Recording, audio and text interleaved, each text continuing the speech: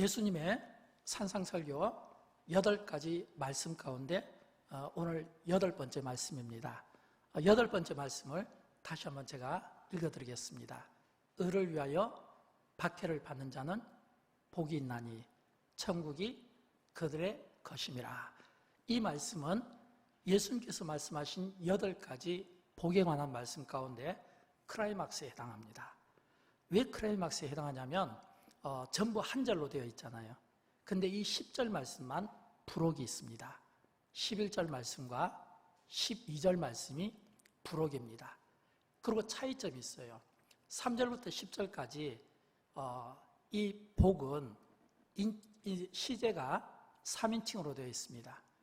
시제가 3인칭으로 되어 있다는 것은 모든 사람에게 해당된다는 거예요. 심령이 가난한 자는 복이 있다. 애통하는 자는 복이 있다. 모든 사람들에게. 근데 부록에 해당하는 11절 말씀에서 제일 끝부분에 보면 너희에게 복이 있나니, 이거는 시제가 2인칭으로 되어 있습니다. 2인칭으로 되어 있다는 것은 예수님의 제자들에게 해당된다는 말씀입니다. 예수님께서 공생의 기간 중에 항상 예수님 주변에는 많은 사람들이 있었습니다. 근데 그 사람들은 두 부류로 나눠집니다. 한 부류는 무리입니다. 무리의 특징은 은혜가 필요한 자들입니다. 또는 치유가 필요한 자들입니다. 또는 예수님으로부터 뭔가 위로가 필요한 자들입니다. 어떻게 보면 영적으로 미숙하고 조금씩 영적으로 성장해가는 과정이라고 볼 수 있습니다. 두 번째, 예수님 곁에는 제자 그룹이 있었습니다. 12명의 제자였죠. 이 제자들은 이제는 성숙해가는 과정이 아니라 어느 정도의 성숙 단계에 이른 자들입니다. 무리는 은혜가 필요하다면 이 성숙된 제자들에게는 사명, 헌신이 필요하겠죠. 그래서 예수님께서 3절부터 10절까지 8가지 그리스도인들이 이 세상에서 살아야 될 삶의 윤리와 도덕을 말씀할 때 복이 있다. 이거는 모든 사람에게 해당되고, 또 주님이 그 모든 이들에게 그런 삶을 기대하신다는 의미입니다. 그러나 11절에서 제자들에게 주실 때는 또 별도로 또 주시는 거예요. 그게 뭐냐면 나 때문에 너희가 욕을 들어먹게 될 것이고, 나 때문에 너희가 박해를 받을 것이고, 나 때문에 너희가 이 사람들이 너희를 거짓말로 속여서 고통을 받게 될 것이다. 그러나 견뎌내라. 복이 있다. 이 말씀을 예수님께서 해주시는 겁니다. 그렇다면 예수님께서 의를 위하여 박해를 받는 자는 복이 있다고 할 때 이 박해의 의미가 무엇일까요? 헬라어로 디오코라는 단어인데 이런 뜻이 있습니다. 누군가가 악의를 품고 계속 따라다니면서 괴롭히는 겁니다. 누군가가 악의를 품고 계속 따라다니면서 때로는 욕하고, 때로는 박해하고, 때로는 거짓말하고, 때로는 모함하면서 막 따라다니는 것, 이걸 우리가 스토킹이라고 할 수 있죠. 계속 막 따라다니는 거예요. 그런데 영적으로 보면 사탄입니다. 왜냐하면 사탄은 경건하게 살고자 하는 그리스도인들이 경건하지 못하도록 계속해서 방해하거든요. 이게 사탄이 하는 일이잖아요. 우리가 하나님과 멀어지도록, 우리가 하나님 앞에 범죄하도록, 우리가 하나님 앞에 넘어지도록, 우리가 하나님 앞에서 경건하게 살지 못하도록 이 사탄은 끊임없이 계속 쫓아다니면서 우리를 방해하게 되는데, 예수님께서 제자들에게 너희가 앞으로 복음을 위해서 나를 위하여 일할 때 이런 고난과 박해가 따를 것이다. 이거를 지금 보여주고 있는 겁니다. 그렇다면 오늘 이 말씀을 받는 저와 여러분은 예수님께서 말씀하신 이 박해에 대해서 우리가 생각할 때, 그러면 이 박해가 어떤 박해인가? 왜냐하면 예수님께서 박해 받는 자가 복이 있다 이렇게 말한 게 아니라 의를 위하여 박해를 받는 자가 복이 있다 이랬거든요. 그렇다면 우리가 이 박해의 뜻이 계속 스토커처럼 따라다니는 이런 사탄이 우리를 괴롭히는 일이라면, 그러면 우리가 당하는 이 박해가 그러면 주님과 관련된, 복음과 관련된, 의와 관련된 박해인가 아닌가, 이 구분이 필요하겠죠. 두 가지로 구분할 수가 있어야 되겠죠. 먼저 첫째는 예수님께서 말씀하시는 이 박해가 해당이 되는가, 해당이 되지 않는가. 왜냐하면 우리가 이 세상에 살아가다 보면 스트레스도 받고 또는 고난도 받고 또는 박해도 받습니다. 그런데 박해를 받는데, 고난을 받는데, 근데 이 고난을 받을 때 이게 주님이 말씀하시는 의를 위한 박해인가 아닌가 하는 거예요. 먼저 의를 위한 박해가 아닌 것에 대해서 말하겠습니다. 자기 죄 때문에 고난을 받는다면 그거는 예수님께서 말씀하시는 의와 관계가 없겠죠. 예를 들어서 내 허물 때문에, 내 실수 때문에 내가 곤란한 일을 당하고 고난받을 수 있잖아요. 또는 어떤 내가 가진 신념, 잘못된 이상, 또는 영웅주의 같은 거 있잖아요. 예를 들어서 우리가 중동 지방을 보면, 이 뭐 중동이나 유럽, 미국 같은 데 보면 이 폭탄 자살 테러범 있잖아요. 이 폭탄 자살 테러범들이 잊어먹을만 하면 한 번씩 이 자살 테러를 하거든요. 폭탄 테러를 자기가 하거든요. 근데 왜 그게 가능하냐면 그들 안에 심겨진 잘못된 신념 때문에 그래요. 우리가 생각할 때는 도저히 말도 안 되는 어이없는 이야기인데, 그 말도 안 되는 어이없는 이야기가 그들에게는 맹목적으로 믿어진다고 하는 겁니다. 이 자살 폭탄 테러범들은 하나같이 그런 생각을 가지고 있어요. 내가 폭탄을 내 몸과 같이 터뜨리게 되면 그들 종교에서는 순교자로 대접을 받습니다. 그리고 그들 종교에서는 구체적으로 그들이 내세에서 받게 될 조목조목 복이 있습니다. 그러니까 그거를 생각하니까 그들이 용감하게 그 고난을 위해서 자기들이 몸을 던질 수 있는 거예요. 그들이 그 잘못된 신념이 잘못되었다는 것을 깨닫기 전까지는 이 자살 폭탄 테러는 끊임없이 일어날 수 있지 않겠습니까? 그러나 예수님께서 말씀하시는 박해받는 자가 복이 있다고 할 때 이거는 예수님께서 말씀하시는 이 박해는 전혀 관계가 없는 겁니다. 자기 죄 때문에, 자기 허물 때문에, 자기 신념 때문에, 자기가 가지고 있는 잘못된 영웅심리로 인해서 박해받는 것은 예수님이 말씀하신 것과 다르다라고 하는 거예요. 그래서 성경에 보면 베드로전서 2장 20절에서 이렇게 말씀합니다. 죄가 있어 매를 맞고 참으면 무슨 칭찬이 있으리요? 이 말은 자기 죄로 매 맞고 참는 것은 이거는 복이 아니다라고 하는 것을 우리가 볼 수 있어야 돼요. 그 다음에 두 번째가 있어요. 두 번째는 이제 예수님께서 말씀하신 의를 위한 박해입니다. 의를 위하여 박해를 받는 자라고 했을 때 이 의는 어떤 의냐면 예수님을 가리키는 거예요. 왜냐하면 11절에 보면 나로 인하여 너희가 욕 들어먹고 박해당하고 이렇게 말씀하고 있거든요. 예수님 때문에 당하는 또는 복음 때문에 당하는 박해 있잖아요. 두 가지로 생각할 수 있는데 이 의를 위한 박해는 나의 신앙을 지키기 위하여 당하는 고난이라고 말씀드릴 수 있습니다. 우리가 초대교회 성도들을 생각하면 참 처절할 정도로 안쓰러울 정도로 그들이 자기 신앙을 지키기 위해서 얼마나 고난을 많이 받은지 모릅니다. 왜냐하면 그들이 당한 고난 가운데 특별히 그들은 로마의 식민지로 있었고 그 당시에는 로마가 지중해와 아시아, 유럽 전체를 전부 다 이렇게 장악하던 때였기 때문에 로마가 너무 많은 나라, 많은 민족, 부족 이 장악을 하다 보니까 로마가 그들을 통제하기 위한 수단으로 강구해낸 게 황제 숭배 사상입니다. 황제 숭배 사상. 모든 나라, 모든 식민지에 있는 나라들을 전부 다 이렇게 로마의 시저가 우리의 신이다 이거예요. 이렇게 황제를 숭배하도록 강요하고 적어도 1년에 한 번씩은 이 황제 앞에 가서 신앙 고백을 하게 만드는 거예요. 시저가 나의 신이다. 시저가 참신이다. 그러면 증명서를 발급해 주는 겁니다. 예를 들어서 우리가 코로나 백신을 맞으면 증명서를 발급받아서 해외 여행도 나갈 수 있고 자유롭게 이렇게 다닐 수 있는 그런 증명서가 이제 곧 우리 앞에 지금 펼쳐지고 있잖아요. 그런 것처럼 로마 시대에 이 황제에게 이렇게 숭배하는 1년에 한 번 이상 숭배를 하면 증명서를 받는 거예요. 그러면 이 증명서를 받으면 그 다음부터는 자기들의 신에게 숭배하고 자기들의 신을 섬길 수 있는 겁니다. 근데 우리 그리스도인들은 그게 될 수가 없는 거예요. 왜냐하면 그리스도인들은 유일신 사상을 가지고 있잖아요. 우리의 신앙의 대상은 하나님 한 분이시잖아요. 유일하신 분이에요.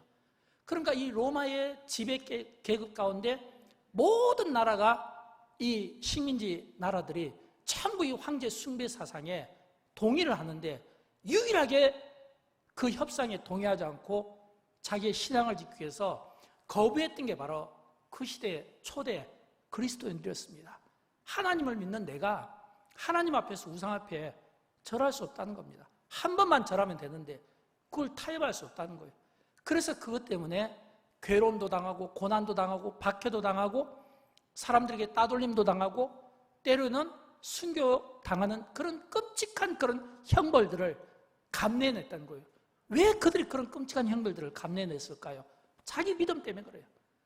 그 고난의 때에 자기의 신앙을 지키기 위해서 그런 끔찍한 일을 당하면서도 하나님을 버릴 수 없었고 독생자 예수 그리스도의 그 신앙을 포기할 수 없었던 그 초대교회 성도들의 그 신앙의 그 절개를 우리가 볼 수 있어야 된다고 하는 것입니다. 여러분, 그런 의미에서 오늘 우리 그리스도인들이 참 우리 시대에는 이 과거의 초대교회 성도들과 같은 그런 고난은 없지만 그러나 돌아보면 지금도 있기는 있습니다. 많지는 않을 것 같아요. 그래서 지금은 우리가 고난당하기보다는 그처럼 1세기 그리스도인들이 고난받았던 것처럼 고난받는 자들을 위해서 우리가 기도를 해줘야 됩니다. 북한을 한번 생각해 보십시오. 우리는 신앙생활하면서 박해나 고난받지 않죠. 그러나 북한의 성도들은 그들이 그 믿음을 지키기 위해서 그 공산 치하에서 숨죽이며 숨도 쉴 수 없는 토굴이라든지 또는 감옥이라든지 또는 골방이라든지 이런 데 갇혀서 또는 땅 밑에 갇혀서 그 신앙을 지키기 위해서 그 조그마한 쪽복음 성경책 하나 붙잡고 그들이 기도하면서 왜 그런 어려움들을 스스로 그들이 자책하겠습니까? 하나님이 믿어지니까 유일신 하나님 앞에서 공산주의라는 이 우상을 숭배할 수 없으니까 그 신앙을 지키기 위해서 그런 고난들이 있지 않겠습니까? 지금도 선교지 곳곳에 가면 그런 이 기독교 믿는 이 신앙이 박해를 받는 나라들이 있습니다. 많지는 않지만 지금도 선교사들이 힘겹게 싸우면서 믿음을 이어가는 자들이 있어요. 그래서 우리는 그런 간접적으로 우리가 직접적으로는 그런 고난을 받지 않지만 박해를 받지 않지만 그러나 간접적으로 고난과 박해를 받으면서도 자신들의 신앙을 지켜내려고 하는 그들을 위해서 우리가 기도를 해줘야 된다고 하는 겁니다. 두 번째는 예수님의 말씀과 하나님의 뜻대로 살다가 당하는 고난입니다. 디모데후서 3장 12절에 보면 이런 말씀이 나와요. 우리 같이 한번 읽어보도록 할까요? 무릇 그리스도 예수 안에서 경건하게 살고자 하는 자는 박해를 받으리라. 여러분, 물론 우리가 성경 속에 나오는 그 당시에 1세기 이런 배경에서 우리가 신앙생활을 하고 있지는 않습니다. 그러나 이 말씀은 오히려 1세기 그리스도인들보다는 우리 시대에 우리에게 더 참 아픔일 수 있을 것 같아요. 왜냐하면 예수 그리스도 안에서 경건하게 살고자 하는 자는 박해를 받으리라. 우리가 그리스도 안에서 믿음을 가지고 경건하게 살고자 할 때 이 박해는 따릅니다. 이 세상은 설교 서두에서 사탄이 우리의 영성과 우리의 경건성을 방해한다고 말씀드린 것처럼 끊임없이 이 세상은 우리의 믿음을 방해합니다. 기도하지 못하도록, 말씀 보지 못하도록, 경건의 생활을 가지지 못하도록, 때로는 예전처럼 막 톱으로 몸을 켠다든지 또는 칼로 창으로 찔림을 받는다든지 이런 건 아니지만 사람들의 비웃음과 비난과 조소와 함께 어울리지 못해서 왕따를 시킨다든지 또는 회식 문화라든지 또는 어떤 중독성 있는 오락이라든지 이런 것들을 통해서 계속해서 우리의 경건성이 방해를 받고 있다는 거예요. 근데 성경은 우리에게 이야기하는 거예요.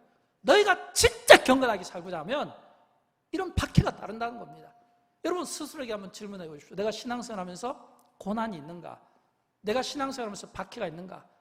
진짜 경건하게 살고자 하면 이 세상은 계속해서 사탄이 우리를 스토커하기 때문에 우리가 괴로움을 당할 수밖에 없는 겁니다.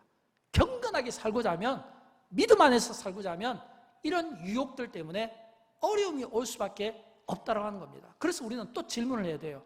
아니, 왜 하나님께서 하나님의 자녀들인 화평케 하는 자에게는 하나님의 아들이라 일컬음을 받게 하고 상속자의 그런 특권과 신분을 주셨는데 왜 하나님께서 그런 아들과 같은 이런 자녀의 심을 가진 우리 그리스도인들에게 이런 고난을, 박해를 허용하실까라고 하는 겁니다. 여러분, 그런 질문들을 한번 해보십시오. 왜 하나님께서 우리에게 이런 고난과 박해를 허용하실까요? 세 가지 이유를 여러분에게 말씀드리고 싶어요. 첫째는 이 고난과 박해를 허용하시는 것은 고난을 통하지 않고서는 내 신앙의 진실성을 증명할 수 없기 때문입니다. 여러분, 하나님은 우리를 아십니다. 저를 아십니다. 장로님을 아시고 집사님을 아시고 권사님을 아시고 다 아세요. 내가 믿음이 있는지 없는지, 내 신앙이 진실한지 아닌지, 내가 나를 아는 것보다 하나님은 더 정확하게 아세요. 우리의 머리카락 하나까지 세심받으시는 하나님이십니다. 그런 하나님께서 우리에게 왜 고난이라는 이런 이 과정들을 우리에게 겪게 하실까요? 이 고난을 통해서 내가 알지만, 하나님이 나를 알지만, 그래도 이 고난을 통해서 하나님이 보고 싶은 거예요. 내가 진짜 나의 신앙이 진실하고 내 신앙이 진짜 하나님 앞에 바른지 보고 싶어 한다는 겁니다. 그 고난 앞에서 두 가지 반응을 보일 수 있잖아요.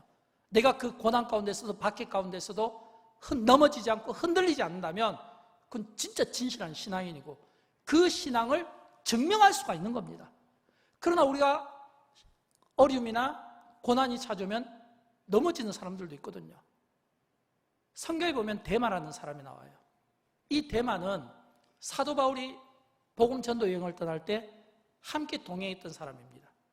근데 이 데마가 바울과 함께 동행했는데 동기가 좋지 못했어요. 왜냐하면 이 데마가 생각했던 이 전도자 바울은 멋진 사람이었어요. 하나님의 말씀을 증거하니까 많은 성도들이 아멘으로 화답하고 또 멋져 보이고 하나님께 영광을 드러나니까 자기 자신이 바울을 따라다니면 그런 대접을 받지 않겠는가. 근데 실제 전도의 현장에 가보니까 이 바울이 그가 생각했던 바울이 아니었어요. 그가 생각한 바울은 능력 있는 사람이었고 사람들에게 환영받는 사람이었고 대접받고 멋진 사람이었어요. 근데 막상 가니까 사람들이 바울을 반대하고 돌을 던지고 욕을 하고 박해하는 그 모습을 보면서 이 데마가 야반도주를 해버린 겁니다. 왜일까요? 자기가 생각했던 이 전도자, 선교사의 모습이 아니었기 때문입니다. 그래서 사도 바울이 그가 디모데 후서 4장 10절을 통해서 이 데마를 이렇게 이야기합니다. 데마는 이 세상을 사랑하여 나를 버리고 떠났다. 데마는 이 세상을 사랑하여 나를 버리고 떠났다. 여러분, 바울이 이 표현을 쓸 때는 어떤 의미일까요? 데마는 하나님보다 예수 그리스도의 복음보다 세상을 더 사랑했다는 겁니다. 데마가 떠난 것은 하나님보다 세상을 더 사랑했다는 겁니다. 근데 이 데마가 그가 세상을 사랑해서 떠난 게 왜라고요? 고난 때문이라는 거예요. 똑같이 하나님은 오늘 우리에게 어떤 고난들을 주실 수 있는 거예요. 그리고 그 고난을 통해서 우리의 믿음을 보고 싶어 한다는 겁니다. 그래서 우리에게 어떤 고난이 탁 왔을 때 그 고난 속에서 우리가 담금질을 대봐야 진짜 믿음이 있는지 신앙이 있는지 이걸 알 수가 있는 거예요. 요즘같이 참 평범한 그러면서도 참 풍요로운 가운데 우리가 살아가고 있기 때문에 사실은 우리가 우리의 신앙을 증명하기가 참 어렵습니다. 왜냐하면 겉으로 보면 다 좋아 보이니까요. 여러분, 이 티벳 그 봉지로 된 이 차가 있잖아요. 이 차를 좋아하시는 분들은 뭐 집집마다 다 있죠. 뭐 교회 사무실도 있고 제 서재도 있으니까요. 그런데 이 티백 이 차를 보면 그 봉지가 이름이 적혀 있어요. 예를 들어서 뭐 홍차, 녹차, 뭐 둥그레차 이런 식으로 적혀 있어요. 근데 그 껍데기 종이를 딱 한 장 벗기면 이름이 없습니다. 다 똑같이 보여요. 그때는 다 똑같이 보이는데 그러면 이 차가 어떤 차인가를 어떻게 알 수 있냐면 뜨거운 물에 담궈보면 알아요. 그죠? 뜨거운 물에 담궜을 때 그 차 색깔이 녹색으로 비춰지면 그건 녹차입니다. 또 약간 불그스름하게 비치면 홍차일 가능성이 높습니다. 그런 것처럼 그 티백 그 봉지가 뜨거운 물에 담겨졌을 때 차의 색깔이 내는 것처럼 하나님이 우리에게 고난이라고 하는 용광로를 두시고 그 고난 속에 우리를 담궜을 때 비로소 녹차의 색깔을 내고 홍차의 색깔을 내는 것처럼 우리의 색깔이 비로소 드러난다는 거예요. 저는 그런 의미에서 저와 여러분, 우리가 고난도 없고 박해도 없었으면 좋겠어요. 그러나 하나님 우리에게 어떤 고난과 박해, 이런 어떤 어려움들을 주실 때 긍정의 생각으로, 하나님이 오늘 이 고난을 통해서 내 신앙을 보고 싶어 하는구나, 내가 하나님 앞에 나의 이 고난을 통해서 내 신앙을 증명해 보이리라, 이런 믿음으로 나아갈 수 있으면 좋겠습니다. 두 번째, 하나님께서 우리에게 고난을 허용하시는 것은 신앙과 인격이 연단받는 기회가 되기 때문입니다. 구약 성경에 보면 욥을 우리가 배우게 되죠. 이 욥은 어떤 의미로 보면 참 그 시작이 하나님을 경외하는 자였고, 하나님이 이 욥의 이 신앙을 이 마귀 앞에서까지 칭찬을 했거든요. 이걸 보면 진짜 기가 막힌 신앙이에요. 근데 그는 고난을 받습니다. 근데 그 고난 앞에서 욥이 욥다울 수 있었던 것은 그 고난 가운데 그 고난을 여기보다는 오히려 그 고난을 통해서 하나님이 자기 자신이 순금과 같은 신앙으로 나오게 하는 것을 보고 싶어 했다는 겁니다. 욥기서 23장 10절을 보면 나오잖아요. 우리 같이 한번 읽어보도록 할까요? 내가 가는 길을 그가 아시나니 그가 나를 단련하신 후에는 내가 순금같이 되어 나오리라. 아멘. 순금과 같은 신앙. 여러분, 이 순금 같은 이 신앙은요, 내가 단련되었을 때 나올 수 있는 겁니다. 사랑하는 여러분, 고난, 박해, 이런 단어들은 우리 모두가 싫어합니다. 근데 예수님께서는 있다고 이야기합니다. 그렇다면 우리가 싫어하고 피하고 싶지만, 그러나 이 고난 앞에서 우리 그리스도인들이 생각이 될 것은 그 고난이 어떤 사람에게는 고난이지만, 그러나 생각을 조금만 바꾸면 하나님이 이 고난을 통해서 지금 나를 단련하고 계시구나, 내 순금과 같은 신앙을 보고 싶어 하구나, 내가 순금처럼 나아가기를 원하는구나. 왜냐하면 욥기서 23장 읽지는 않았지만 11절부터 14절까지 보면 그렇게 고백하거든요. 내 입술이 고난 가운데 범죄하지 않냐고, 내 발이 고난 가운데 그르치지 않냐고, 또 내 손이 또 고난 가운데 또 그르치지 않냐고. 이거는 그의 온몸이 생각뿐만 아니라 눈도 손도 발도 전부 다 단정한 그런 신앙을 살았다고 하는 그런 고백을 하게 된다는 겁니다. 그래서 어떤 신학자는 이렇게 이야기해요. 고난, 박해는 제3의 성례와 같다. 우리가 기독교에서 성례는 굉장히 중요합니다. 왜냐하면 이 성례는 세례와 성찬으로 나눠지고 그리스도의 경건과 십자가와 부활을 의미하기 때문입니다.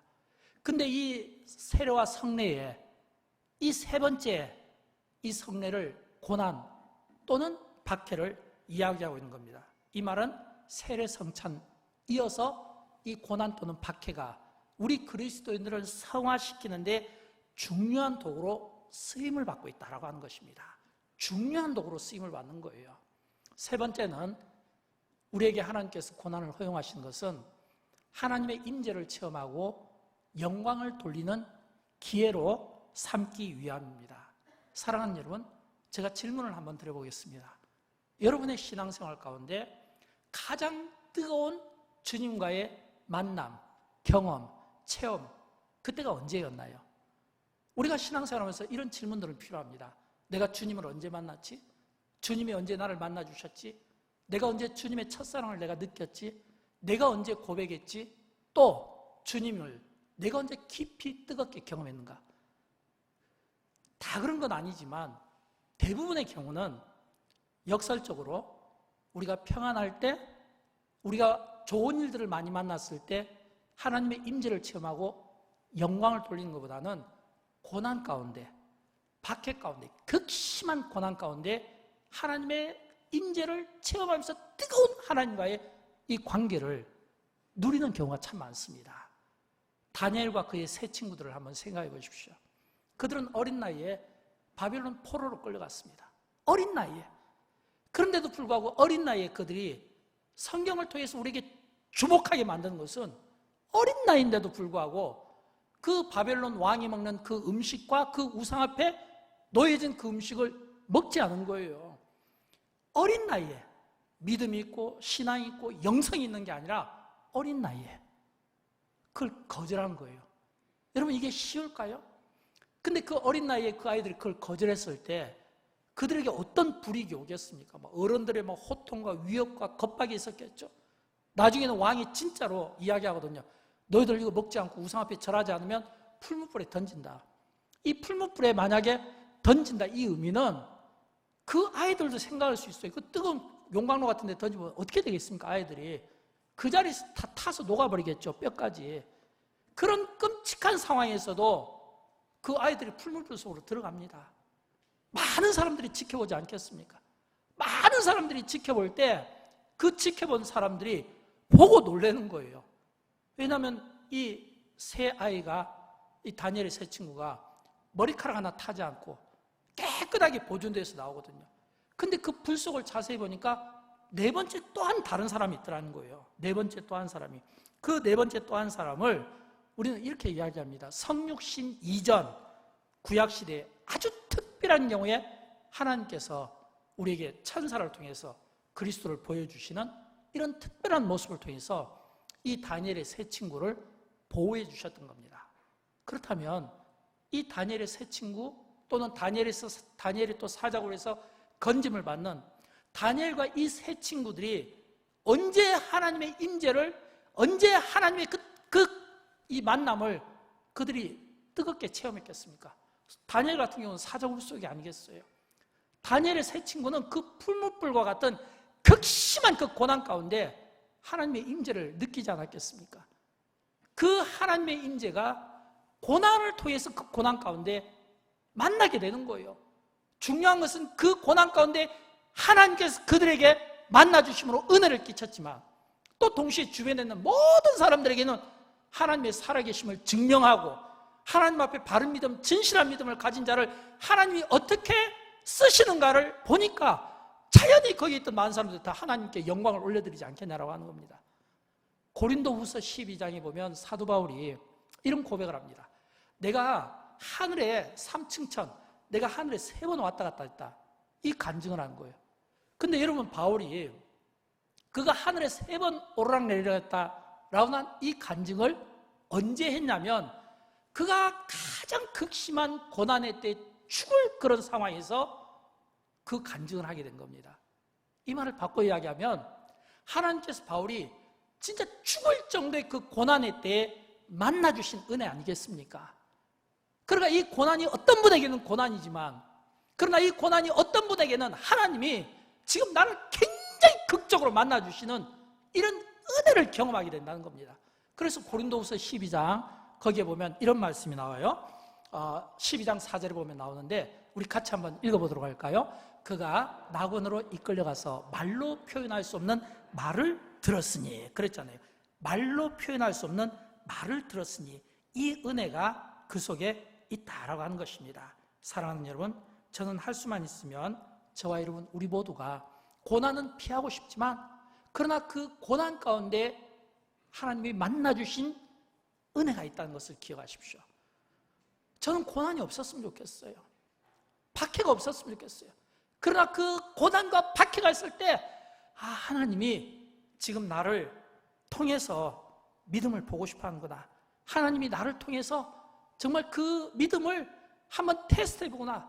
그럴 때 기가 막히게 이런 다니엘의 친구들처럼 바울과 같은 이런 위대한 신앙의 고백을 통해 내가 만난 주님, 내가 체험한 주님, 주님이 나를 만나주신 그 은혜를 간증할 수 있기를 주님의 이름으로 축원드립니다. 예수님께서 의를 위하여 박해를 받는 자는 복이 있다고 했잖아요. 그렇다면 결론적으로 어떤 복일까요? 그 약속된 복은 바로 천국입니다. 오늘 본문 말씀이죠. 오늘 본문 말씀 10절을 보면 의를 위하여 박해를 받는 자는 복이 있나니 천국이 그들의 것이며, 이렇게 되어 있잖아요. 천국이 그들의 것이며. 산상설교를 시작할 때 마태복음 5장 3절에서 이렇게 시작합니다. 심령이 가난한 자는 복이 있나니 천국이 그들의 것이며, 또 마칠 때도 의를 위하여 박해를 받는 자는 복이 있나니 천국이 그들의 것임이라. 또 3절부터 10절 사이에 4절부터 9절까지는 말씀도 전부 다 그 주제가 천국에 속하는 겁니다. 그렇다면 예수님께서 이 산상설교를 통해서 우리에게 어떤 메시지를 들려주고 싶을까요? 진정한 행복은 어디에서부터 시작하냐면 천국을 소유한 데서부터 시작한다는 겁니다. 진정한 행복은 천국을 소유한 데서부터 시작한다는 거예요. 여러분, 우리 한 사람 한 사람이 바울이 이야기한 것처럼 다 성전이잖아요. 또 성경은 우리에게 하나님의 임재를 이야기하고 있잖아요. 여러분, 천국이 무엇입니까? 천국은 하나님의 주권과 하나님의 통치, 하나님의 다스림이 있는 곳입니다. 근데 이 천국을 우리가 이야기할 때는 두 가지 개념이 있습니다. 첫째는 현재적인 천국이고 둘째는 미래적인 천국이에요. 현재적인 천국은 어떤 의미일까요? 우리가 살아가고 있는 이 세상에서 하나님의 임재가 있고 우리가 살아가고 있는 이 삶의 현장에서 하나님의 그 다스림 속에 내가 순종하며 하나님의 그 다스림 가운데 내가 그 통제 가운데 살아간다면 거기에서부터 천국은 시작되는 것이에요. 이 천국을 저는 경험했던 바울을 떠올려 봅니다. 사도 바울이 빌립보 감옥에 갇혔을 때 굉장히 몸이 괴로움을 당했습니다. 밤새 얻어맞았을 거니까요. 손은 착고에 채였을 거예요. 근데 이 바울과 실라가 그 모진 형벌을 감당하고도 한밤중에 기도하고 하나님께 찬송하며 어떤 일이 났냐면 옥터가 흔들리고 옥문이 열리고 그들의 몸을 이렇게 감싸고 있던 착고가 풀리게 된 거예요. 간수들이 막 이렇게 이 죄수들이 막 나가지 않겠습니까? 근데 바울은 나가지 않습니다. 바울이 나가지 않은 것은 바울이 나가면 그를 지키고 있었던 간수가 스스로 자결을 하려고 하니까 바울은 나갈 수가 없었어요. 오히려 바울은 나가지 않고 저녁에 그 간수의 집에 초청받아서 거기에서 복음을 전하고 세례받게 하고 하나님의 자녀로 만듭니다. 간수의 집을 천국으로 만들었다 이 말이에요. 또 바울이 빌립보 감옥에서 기도하고 찬송한 것은 그 감옥, 지옥과 같은 감옥을 천국으로 만들었다는 겁니다. 여러분, 이처럼 하나님의 다스림을 받는 우리에게는 하나님의 임재가 함께하는 곳에는 바로 거기에서부터 천국은 임하는 것을 믿으시기 바랍니다. 예수님께서 제일 먼저 이 세상에 오셔서 주신 메시지가 뭡니까? 회개하라, 천국이 가까웠느니라. 세례요한이 광야에서 외친 메시지는 무엇입니까? 회개하라, 천국이 가까웠느니라. 이 천국은 예수 그리스도를 통하여 예수 그리스도로 말미암아 임한 천국입니다. 이 천국은 우리가 이 땅에서 누릴 수가 있다는 거예요. 누가요? 하나님의 임재와 하나님의 다스림 가운데 있는 내가 그 앞에서 순종적인 삶을 살 때 이 천국은 내 것이 되는 것입니다. 그러면서 동시에 우리는 또 두 번째 미래적인 천국을 생각할 수 있습니다. 이 천국도 주님이 우리를 부르시면 언젠가는 우리 모두가 다 가야 될 장소 아니겠습니까? 언젠가는 우리가 다 가야 될 장소죠. 이 가게 될 때 예수님은 우리에게 이렇게 말씀하는 거예요. 너희가 을을 위하여 박해를 받는 자는 복이 있다. 약속된 복. 바로 천국이 너희 것이기 때문이다. 그러면서 이 천국은 이 약속된 복을 누리려면 11절에서 나 때문에 너희가 고난도 받고 욕도 얻어먹어야 되는 거야. 그러면서 12절에 그럼에도 불구하고 너희는 기뻐하고 즐거워해야 돼. 왜냐하면 하늘에서 너희의 상이 큼이라. 이 말씀에 우리가 주목해야 돼요. 하늘에서 너희의 상이 큼이라. 하늘에서 너희의 상이 크기 때문에 너희가 기뻐하고 즐거워하라 이 말이에요. 이 상은 천국, 하나님의 나라를 이야기하는 겁니다. 우리가 현재적인 삶에서 하나님의 나라를 이루는 것도 중요하지만 우리가 하늘에서 받게 될 영광스러운 천국, 우리를 위하여 예비한 천국, 하나님의 나라를 상으로 받게 될 거라는 거예요. 그러니까 너희는 기뻐하고 즐거워해야 돼. 이 이야기예요. 여러분, 누가 기뻐하고 즐거워할까요? 정답을 아는 인생은 기뻐하고 즐거워할 수 있습니다. 우리가 많은 인생의 어떤 문제가 막 이렇게 막 얽히고 막 설키잖아요. 그걸 풀지 못하면 답답할 수밖에 없죠. 그러나 정답을 아는 인생은 단순한 삶을 살게 되어 있습니다. 정답을 아는 인생은 정답을 알기 때문에 현재 상황을 보기보다는 멀리 내다보는 겁니다. 정답을 아는 인생, 의를 위하여 예수 그리스도 때문에, 복음 때문에 박해를 받는 자는 복이 있고 천국이 그들의 것이고, 이 천국에서 받게 되는 영광스러운 상급이 있다는 것을 아는 자들은 기뻐하고 즐거워할 수 있다, 이 말이에요.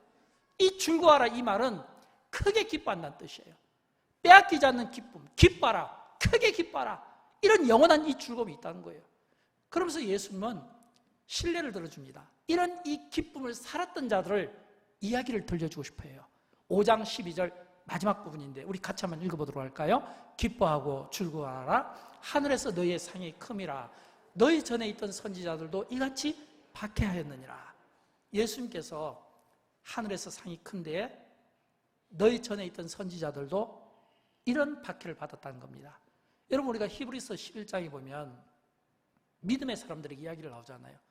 그들이 그 믿음의 삶을, 그 믿음을 지키기 위해서 어떤 고생을 했는가를 보여주고 있습니다. 그 가운데 히브리서 11장 36절부터 38절은 복음 때문에, 예수 그리스도 때문에 당한 박해받은 모습입니다. 한번 읽어보도록 할까요? 또 어떤 이들은 조롱과 채찍질뿐 아니라 결박과 옥에 갇히는 시련도 받았으며 돌로 치는 것과 톱으로 켜는 것과 시험과 칼로 죽임을 당하고 양과 염소의 가죽을 입고 유리하여 궁핍과 환난과 학대를 받았으니 이런 사람은 세상이 감당하지 못하느니라. 그들이 광야와 산과 동굴과 토굴에 유리하였느니라. 아멘. 여러분, 1세기 그리스도인들은요, 그리고 그 이전의 그리스도인들은요, 복음 때문에 이런 끔찍한 고난을 받았습니다. 이런 고난받은 사람들의 이야기를 하려면 시간이 부족합니다. 시간이 부족해요. 근데 바울이 이 깨달음을 가지고 우리에게 이런 도전을 합니다. 로마서 8장 18절 말씀인데 우리가 잘 아는 말씀이죠. 생각하건대 현재의 고난은, 생각하건대 현재의 고난은. 저는 이 말씀을 이렇게 봤습니다. 여러분, 그리스도인들은 이 세상을 살아가면서 피할 수 없는 고난과 박해가 있습니다. 내가 그리스도인이기 때문에, 내가 하나님을 신앙하는 자들이기 때문에, 내가 복음 때문에 피할 수 없는, 물론 1세기 그리스도인들이나 또는 히브리서에 나와 있는 그런 고난과 박해는 아니더라도 다른 유형의 고난과 어려움들이 있을 수 있습니다. 그러나 그 가운데서도 정답을 하는 인생은 단순하다고 했죠. 우리가 현재는 고난이지만 앞으로 장차 받게 될 영광스러운 그 상급과 영광을 비교하면 비교가 되지 않습니다. 이거예요. 비교가 되지 않습니다. 저는 바울이 목회 사역에서 그 어려움과 모진 고난 가운데서도 여유가 있었고 감당하고 견뎌낼 수 있었던 것은 바울에게는 이런 신앙이 있었던 것 같아요. 사랑하는 여러분, 저는 소원합니다. 예수님께서 산상설교를 통해서 많은 무리에게 8가지 그리스도인의 삶을 이야기해 주었습니다. 이 이야기를 해줬을 때 예수님이 기대하는 바는 뭘까요? 너희가 이런 삶을 살았으면 좋겠다. 심령이 가난하여 복을 받았으면 좋겠고, 애통하여 복을 받았으면 좋겠고, 온유한 삶을 살아서 복을 받았으면 좋겠고, 의에 줄고 목마른 삶으로 복을 받았으면 좋겠고, 또 마음이 청결해서 복을 받았으면 좋겠고, 화평하여 복을 받았으면 좋겠고, 또 의를 위하여 박해를 받아서 복을 받았으면 좋겠다. 주님이 우리에게 기대하는 마음 아니겠습니까? 그러면서 또 동시에 제자 그룹에게는 너희는 헌신된 자들이니까 박해를 당해야 된다. 여러분, 우리가 주의를 하면서 어떻게 고난을 안 받을 수 있을까요? 내가 예수 믿는다는 이 한 가지 이유 때문에 참아내야 되는 거, 복음 때문에, 그 영혼을 불쌍하기 때문에, 그 영혼을 전도해야 되기 때문에 참고 인내하며, 때로는 가슴 아프지만 소갈이 하면서 내가 견뎌내야 되는 거 있잖아요. 예수님 때문에, 내 죄 때문이라면 그거는 의를 위한 박해가 아니에요. 그러나 내가 예수 그리스도 때문에, 내가 복음 때문이라면 이거는 의를 위한 박해가 되는 겁니다. 이때는 복이 되는 겁니다. 저는 이 복을 우리 모두가 누렸으면 좋겠어요. 그래서 주님이 오실 그날까지 그리스도께서 이 세상에 오심으로 임한 천국을 저와 여러분이 우리의 삶의 현장에서 살아드렸으면 좋겠고, 또 주님이 부르실 그날에 그곳에서 영광스러운 이 상급과 칭찬과, 그리고 그 은혜가 저는 있었으면 좋겠어요. 그런 삶을 이 땅과 하늘에서 살아드리기를 주님의 이름으로 축원드립니다. 우리 함께 일어나셔서 심령이 가난한 자는 복이 있나니, 이 찬양을 통해서 예수님께서 말씀하신 8가지 그 삶을 여러분의 삶 속에서 한번 풀어봤으면 좋겠어요. 우리가 말씀을 듣는 것도 중요하지만 실천은 더더욱 중요하지 않습니까? 그런 삶을 우리가 증명해 보았으면 좋겠습니다. 우리 그런 마음으로 함께 찬양하도록 할까요?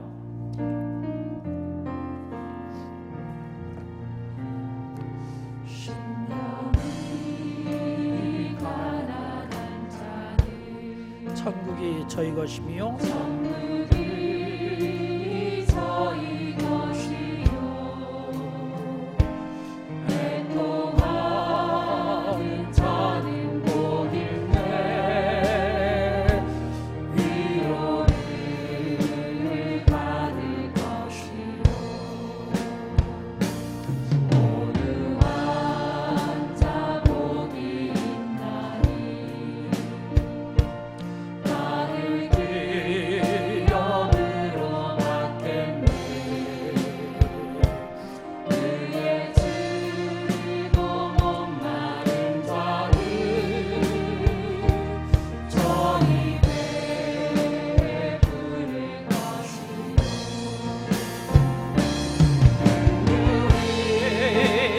여기는 자는 그 은혜 여긴 받겠네 마음이 청결한 자